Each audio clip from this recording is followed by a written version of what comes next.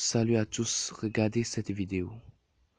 Cette femme avait égaré son portefeuille dans un café-resto sans se rendre compte.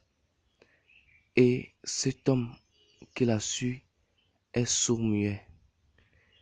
Il ne pouvait pas appeler la femme à cause de son handicap et il a été obligé de suivre la femme.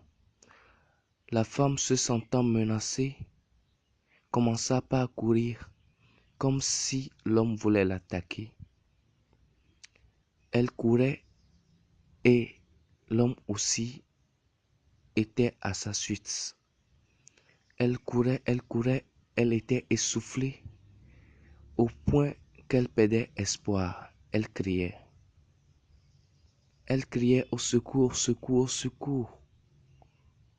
Et bientôt, elle est arrivée près d'un jeune homme, des bandits, des gangsters, à qui elle narra son histoire. Elle a tout juste dit au gang que cet homme voulait lui faire du mal, ou l'escroquer, ou mieux, la voler. Elle s'est confiée au gang qui, dans leur ignorance, voulaient la protéger. Elle a narré son histoire et les jeunes hommes se sont dit qu'ils entendront plutôt le jeune homme. Et voici le jeune homme qui est arrivé et sans demander ce qui se passait, ils se sont attaqués au jeune homme. Ils l'ont frappé à mort sans demander qu'il s'exprime. Ils l'ont frappé, ils l'ont frappé, ils l'ont frappé sous les yeux de la dame. Ils l'ont frappé à mort jusqu'à ce qu'un inconnu ne vienne à son secours parce qu'il était proche de la mort. L'inconnu a réussi à les dégager. L'inconnu a réussi à sauver de presque la vie du jeune homme. Et le jeune homme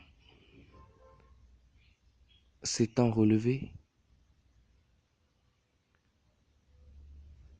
en sang,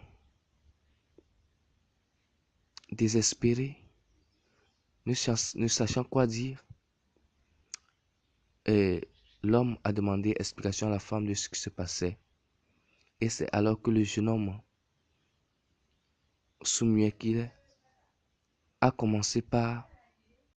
C'est là que le jeune homme narra son histoire et dit à tout l'entourage que c'est comme ça la femme a oublié son portefeuille. Étonné, ils se sentaient tellement coupables qu'ils ont été obligés de supplier le jeune homme.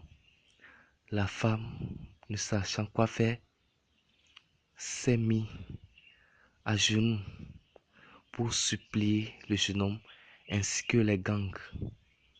Mais l'irréparable était fait. L'homme leva les yeux au ciel et, en voulant partir, tomba et rendit l'âme. Pour nous dire que dans cette vie, il faudra être patient. La patience est un chemin d'or. Bien sûr que la femme se sentait menacée, mais elle pouvait du moins se patienter pour voir ce que le jeune homme avait à dire, pour voir si réellement le jeune homme était un malfaiteur ou pas. Et voilà qu'ils ont tué un jeune homme, un pauvre innocent, un bienfaiteur. C'était trop tard. Dans la vie, soyez patient, car la patience ne tombe jamais. La patience est un chemin d'or. À plus.